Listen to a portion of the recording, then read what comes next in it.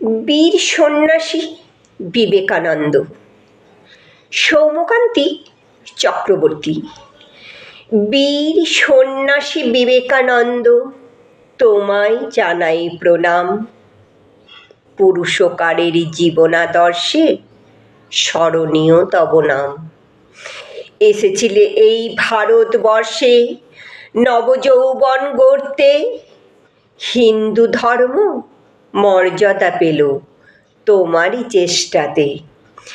বলেছিলে তুমি তাই, মুচি, মেথর, চণ্ডাল আমার রক্ত, আমার ভাই।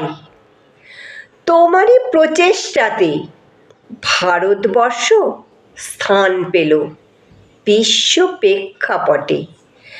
আজকের এই শতাব্দীতে তোমায় জানাই শ্রদ্ধা।